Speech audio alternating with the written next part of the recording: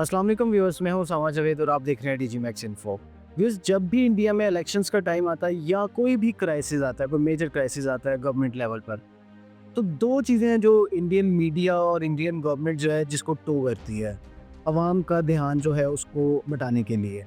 एक यहाँ तो पाकिस्तान पे कोई इल्ज़ाम लगा दिया जाए जो कि इन्होंने एडवेंचर करके देख लिया और जो उसका उनका हाल हुआ है वो टोटली उनके ऊपर ही पड़ गई है। या दूसरा ये है कि मुसलमानों के पीछे पड़ जाते हैं मोदी साहब। अब अगेन उनको खारिश हो रही है जिसमें उन्होंने दोबारा से मुसलमानों के खिलाफ जो है कैंपेन करना शुरू कर दी है। पाकिस्तान पर अटैक करके उनको कोई तवज्जो नहीं मिली, कोई सक्सेस नहीं मिली। इवन के इंटरनेशनली तौर पर मोदी साहब टोटली एक बेवा औरत के तौर पे नजर आ रहे थे आपको। जैसे कि मैंने पिछले वीडियो में बताया कि G8 कॉन्फ्रेंस में मोदी साहब को नहीं बुलाया गया।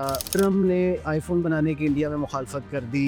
मुस्लिम ममालिक जो हैं वो ऑलमोस्ट सारे के सारे पाकिस्तान के साथ खड़े हुए। इसी तरह यूके के फॉरेन मिनिस्टर ने कह दिया कि इंडिया ने कोई सबूत फ्राहम नहीं किए हमें पाकिस्तान के इन्वॉल्व होने के जो पहलगाम अटैक के ऊपर है। तो ओवरऑल इंडिया को टोटली जो है वो रिसवाई मिली है इस सारे चैप्टर के ऊपर। अब मोदी साहब अपना गुस्सा निकाल रहे हैं जो कि उनका शुरू से ही वैसे वतीरा रहा है, इंडियन मुसलमानों के अगेंस्ट जाना। और ये पूरी दुनिया को पता है कि मोदी साहब जो है वो प्योर एक एंटी मुस्लिम जो नैरेटिव है उसको लेकर चलते हैं, क्योंकि आरएसएस की आइडियोलॉजी को फॉलो करते हैं। और आपको भी पता है आरएसएस की आइडियोलॉजी क्या है, और ये है कि हिंदुत्व के सिर्फ और सिर्फ हिंदू होने चाहिए इंडिया में, क्योंकि पॉसिबल नहीं है। या तो आप इतना बड़ा जिगरा करें कि आप सारे मुसलमानों को एक ही दफ़ा एक ऐलान कर दें कि जी आप लोग यहाँ से निकल जाए, हमने यहाँ पर हिंदू रहना। ना ये हो सकता है, ना ये कर सकते हैं, ना इनमें इतना कुछ जिगरा है, क्योंकि पॉसिबल ही नहीं है ना। अच्छा, मोदी साहब की जो मुसलमानों के खिलाफ नफरत है उसको आप इस वीडियो में भी देख सकते हैं। और पहले जब उनकी सरकार थी उन्होंने कहा था कि देश की संपत्ति पर पहला अधिकार मुसलमानों का। इसका मतलब ये संपत्ति इकट्ठी करके किसको बांटेंगे? जिनके ज्यादा बच्चे हैं उनको बांटेंगे, घुसपैठियों को बांटेंगे। क्या आपकी मेहनत की कमाई का पैसा घुसपैठियों को दिया जाएगा? आपको मंजूर है ये? अच्छा व्यूज, ये सिर्फ और सिर्फ हम नहीं कह रहे, पाकिस्तान नहीं कह रहा, इंडिया के मुसलमान भी खुद कहते जा रहे हैं। ये इवन के बरकत के प्रोग्राम में जो बैठे हैं उनको भी जरा आप सुन लें एक बार। Told me that whenever he's traveling in any public transport, if a call comes from one of his Muslim acquaintances, he always struggles. Should he say Walaikum Salam or should he say Namaste? कैसे हैं, मैं ठीक हूँ. Yes, Muslims are welcome to stay here, but then the terms should be set by us. So that is why you remember that when malls started coming up in a big way. साथ ही साथ मोदी साहब की इस नफरत को international media भी अब तवज्जो देना शुरू हो गया है। अल जजीरा ने भी अपनी एक रिपोर्ट शाया की है। Muslims in India are being targeted by vile propaganda, intense intimidation, and mob violence. For instance, Hindu nationalists in 1992 destroyed the 16th century Babri Mosque. Nationwide riots then killed about 2,000 people, mostly Muslims. In 2002, 59 Hindu pilgrims were killed in a train fire in Gujarat state, which was blamed on Muslims. Narendra Modi, who headed the state at that time, was accused of doing little to stop the violence. Muslims did it. In 2019, Modi's Hindu nationalist Bharatiya Janata Party enacted a citizenship law seen to discriminate against Muslims. What? My law discriminates? As if. Human Rights Watch said ensuing riots in New Delhi over that law killed 53 people, mostly Muslims, and that Hindu mobs injured over 200. Propaganda films, like the Kashmir Files, demonize Muslims, a film Modi endorsed. The film has shown the truth. Today, mosques are often attacked, like the 300-year-old one in Uttar Pradesh, razed for a highway. This cycle of violence and vilification directed at a religious group is something history has seen before, and it never ends well. Please, no more. तो viewers, आपने देखा है कि मोदी साहब जो हैं वो India को इस वक्त बहुत ही ख़तरनाक दुराहे पर लेकर जा रहे हैं, जहां पर ये इंडिया की सिर्फ और सिर्फ बर्बादी करेंगे।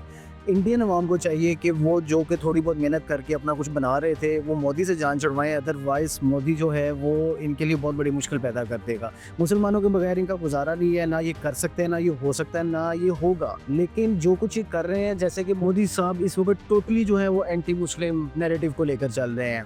चाहे वो गवर्नमेंट पॉलिसीज़ हो, चाहे वो इंडियन मीडिया हो, चाहे वो बॉलीवुड हो। जैसे कि आपने देखा है इस रिपोर्ट के अंदर भी कि कश्मीर फाइल्स के अंदर उन्होंने मुसलमानों को कैसे इन्होंने पोर्ट्रे किया गया है। बाकी आप देख रहे हैं इनकी जो भी बॉलीवुड की मूवीज़ बन रही है, हर दूसरी तीसरी मूवी जो है वो पाकिस्तान के अगेंस्ट ही बनती है या कहीं ना कहीं उनमें मुसलमानों को इन्वॉल्व किया जाता है। तो क्या ये गवर्नमेंट की इजाज़त के बगैर हो सकता है? सेंसरशिप आपको पता है इंडिया की जैसे कि बहुत स्ट्रॉन्ग है, तो उसके बगैर तो ये पॉसिबल नहीं है। तो ये सब कुछ मोदी साहब की और RSS की जो आइडियोलॉजी है उसको ही टो किया जा रहा है। ये इंडिया के लिए बड़ी ख़तरनाक चीज़ है। इंडिया को चाहिए और इंडियन अवाम को चाहिए, इंडियन मीडिया को चाहिए कि इसको थोड़ा सीरियसली लें, अदरवाइज़ हमारा कोई नुकसान नहीं जाएगा। हमारा इनको पता है कि पाकिस्तान ने तो फिर एंड पे रिटेलिएट करना ही करना है ना, जैसे कि हमारे एक लीडर ने कहा था कि एंड वी विल फाइट। और जहाँ तक इंडिया के मुसलमान हैं वहाँ पर हम उनके साथ खड़े हैं, सारी दुनिया के मुसलमान उनके साथ खड़े हैं। इवेंचुअली सारी दुनिया के मुसलमान उनको सपोर्ट करेंगे ही करेंगे।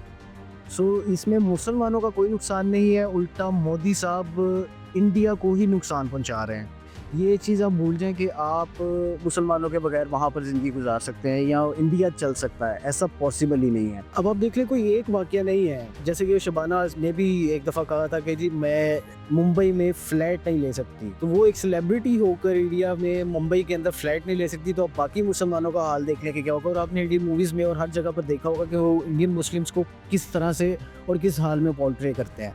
बाकी जो इन्होंने थोड़ा बहुत बनाया जो कि मुसलमान इनकी बड़ी बात करते हैं, वो रियलिटी जो है वो इसके बिल्कुल बरक्स है, जो कि इंटरनेशनल लॉ फोरम्स पे डॉक्यूमेंट्रीज में सब जगह देख सकते हैं कि इंडिया में मुसलमानों का क्या हाल है। तो इस मसले को हल किए बगैर अगर मोदी साहब वो कबूतर की तरह के बंद करके ये कह रहे हैं कि जी हम ये सब कुछ कर लेंगे मुसलमानों के बगैर ही, मतलब आप ये देखें कि वो कितनी अजीब बात करते हैं कि जी जिन मुसलमानों के बच्चे ज़्यादा उनके पीछे पड़ गए हैं, कि जी कहीं पर ऐसा ना हो कि जी इनके बच्चे ज़्यादा हो जाए और मुसलमानों की तादाद ज़्यादा हो जाए और ये हिंदुओं से ज़्यादा तादाद में आ जाएं। और इस तरह से जो इन्होंने अपना सो कॉल्ड जो सेकुलर इंडिया का एक नैरेटिव बनाया था वो सब कुछ मलियामेट होता जा रहा है। जो इस वक्त इंडिया कर रहा है वो यही कर रहा है कि या तो पाकिस्तान के केस जाए या मुसलमानों के केस जाए, लेकिन उसका ख़तरनाक नतीजा ये निकल रहा है कि इंडिया पूरी दुनिया में आहिस्ता आहिस्ता आइसोलेट होता जा रहा है। सिर्फ पैसे से कुछ नहीं होता। अगर इंडिया को लगता है कि इनके पास बहुत ज़्यादा पैसा है, जो कि इन्होंने अपना ठीक है होगा इनके पास पैसा बहुत ज़्यादा, लेकिन वो इनके काम नहीं आ रहा, और वो सिर्फ किस वजह से हो रहा है, इनकी मोदी की इंतहा पसंद सोच की वजह से, ये हिंदुत्व की सोच की वजह से।